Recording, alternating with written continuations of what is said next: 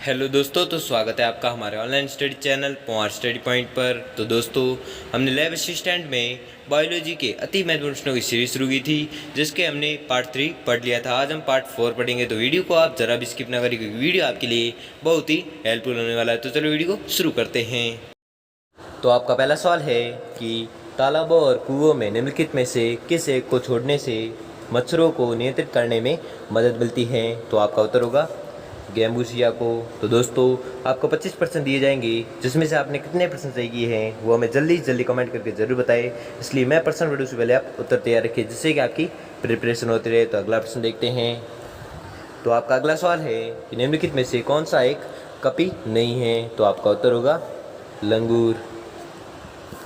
अगला सवाल है कि निम्नलिखित में से किस एक सर्प का भोज्य मुख्य रूप से अन्य सर्प है। तो आपका उत्तर होगा नागराज। अगला सवाल है कि भारतीय वन्य जीवन के संदर्भ में उड्डयन वल्गुल निम्नलिखित में से क्या है। तो आपका उत्तर होगा चमगादड़। अगला सवाल है कि निम्न में से किस में रक्त नहीं होता है किंतु श्वसन करता है। तो आपका उत्तर होगा हाइड्रा। अगला सवाल है स्पंज के सिरे पर स्थित बड़ा छिद्र कहलाता है। तो यह कहलाता है अस्कुलम। अगला सवाल है कि मधुमक्खियों का पालना कहलाता है। तो यह कहलाता है एपीकल्चर। ठीक है, अगला देखते हैं। तो आपका अगला सवाल है श्वसन की क्रिया संपन्न होती है। तो आपका उत्तर होगा माइटोकॉन्ड्रिया में। अगला सवाल है हमारी छोड़ी हुई सांस की हवा में CO2 की मात्रा लगभग कितनी होती है। तो आपका उत्तर होगा 4%।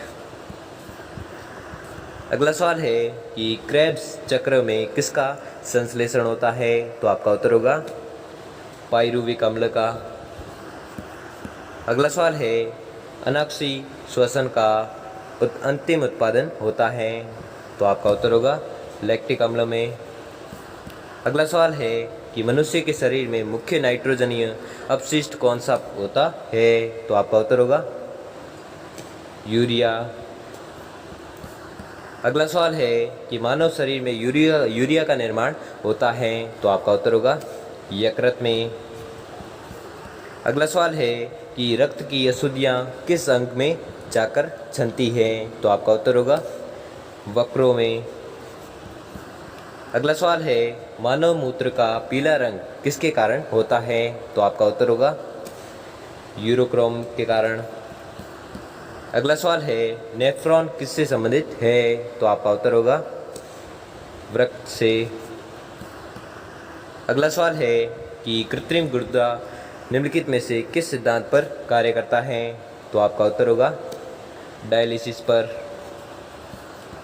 अगला सवाल है मानव शरीर में यूरिया की अधिकतम मात्रा किसमें पाई जाती है। तो आपका उत्तर होगा मूत्र में। अगला सवाल है अपोहन का प्रयोग किस क्रिया को पूरा करने के लिए होता है। तो आपका उत्तर होगा वृक्क। ठीक है, वृक्क क्रिया को पूरा करने के लिए होता है। अगला सवाल है निषेचन की क्रिया कहाँ होती है। तो आपको याद रखना है ये होती है अंडवाहिनी में। अगला सवाल है कि गर्भाशय में शिशु के विकास की जानकारी हेतु किसका प्रयोग किया जाता है। तो आपका उत्तर होगा अल्ट्रासाउंड का। अगला सवाल है स्त्रियों की नसबंदी को कहा जाता है। तो आपका उत्तर होगा ट्यूबेक्टोमी। ठीक है, ट्यूबेक्टोमी। अगला सवाल है कि भ्रूण के विकास के लिए निम्नलिखित में से किस अंग के द्वारा खाद्य की पूर्ति की जाती है। तो आपका उत्तर होगा बीजांड संकी। अगला सवाल है कि पुरुषों की नासबंदी को क्या कहते हैं।